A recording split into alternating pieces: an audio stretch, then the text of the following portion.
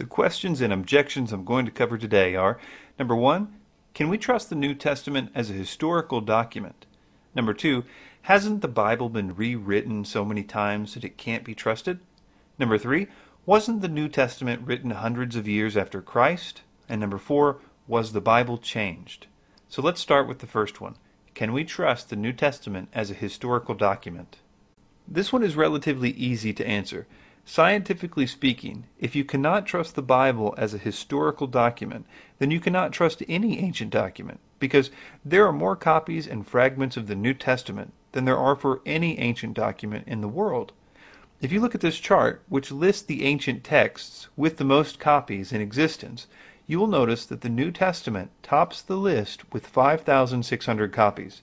Coming in second, you have Homer's Iliad with 643. And third is Sophocles with 193.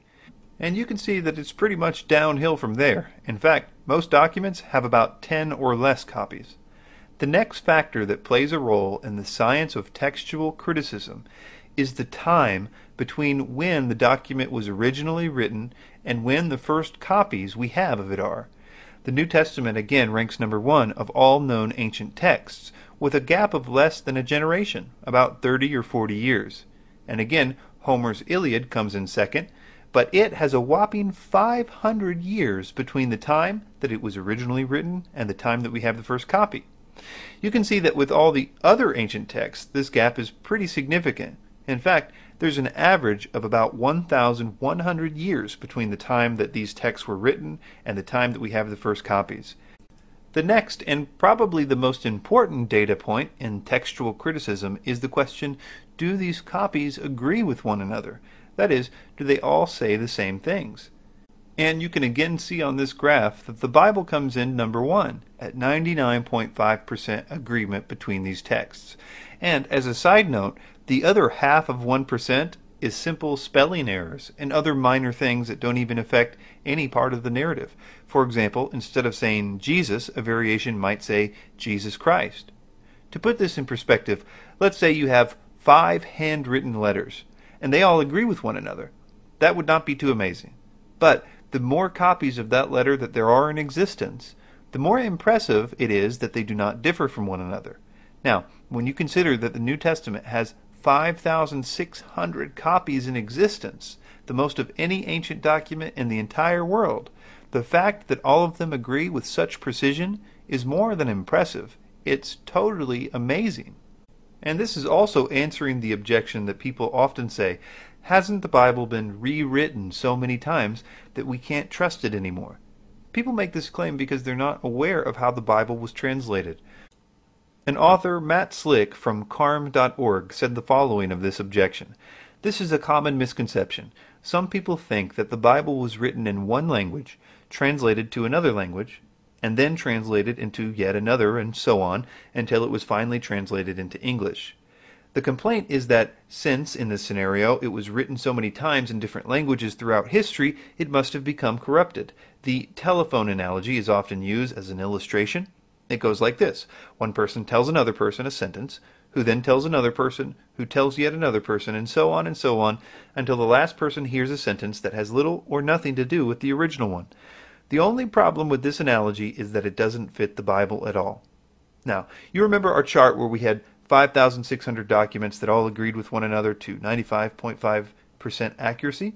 Well, those documents are written in the Greek language, and all of the world's translations of the New Testament, whether they are English or Spanish, French, Chinese, Swahili, whatever, are translated from the Greek to that language.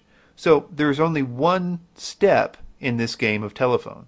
I think that modern English speakers get confused because there are so many English versions of the Bible, like the King James Version and the New International Version, the New American Standard Bible, and so on. What the different versions in English do is try to either update the words, since the English language, like all languages, are evolving, so a word in 1611, when the King James Version was written, does not always mean the same thing as it does in 2011. There are other reasons for different English versions too. Publishers sometimes strive to give an even more accurate translation of the Greek texts. See, Greek is a very deep and complex language, and English really isn't. For example, the Greek language has 4 words that it uses for love. One for romantic love, one for brotherly love or friendship, and one for love of a family member, and then agape, which kind of is a love that you do, sort of. Where English has just one word for love. So, yeah, sometimes different Bible versions will try to make a clearer picture of what the Greek language is trying to say. But we can always track that, and we can always test them because there are concordances available and lexicons and other things where we can test what they've actually translated it as. So yes, there are different English versions, but all of them have to obey the original Greek texts, which can be easily shown, as we've already seen, not to have been victim to the telephone game idea. Now, none of these questions have been speaking about the truthfulness of the document or making claims of its validity. All that it's doing is saying that you can be sure that what you are reading is the same thing that was originally written. The next few questions have to do with that. The first is, wasn't the New Testament written hundreds of years after Christ? This is actually a really important question that plays into the trustworthiness of the message of the New Testament. To discuss this aspect, I'm going to play a clip from the famous philosopher and Christian William Lane Craig, courtesy of 100huntley.com. I often hear students say, well, you can't know anything that happened 2,000 years ago. And what they fail to understand is that the crucial gap is not the gap between the time of the evidence and today. The crucial gap is the gap between the evidence and the events described by that evidence. If the gap between the events and the evidence for those events is short, then how long it has been since the evidence in those events to the present day is just irrelevant. Good evidence doesn't become bad evidence simply because of the lapse of time. And with regard to the New Testament, when we look at the evidence, what we discover is that these records of the life of Jesus were written down within the first generation after those events, while the eyewitnesses were still alive, with people who had firsthand contact with those who had accompanied Jesus during his lifetime. So that we actually have better sources for the life of Jesus of Nazareth than we do for most of the major figures of antiquity. For example, take Alexander the Great, the great Greek conqueror. Our earliest biographies, earliest sources for Alexander the Great, come from Arrian and Plutarch 400 years after Alexander's death. And yet, Greco-Roman historians still regard these records as fairly trustworthy accounts of the life of Alexander the Great. The fabulous legends about Alexander didn't arise until the centuries following those two authors. And contrast that to the New Testament, where we have books and records that are written within the first generation after the events while the eyewitnesses are still alive.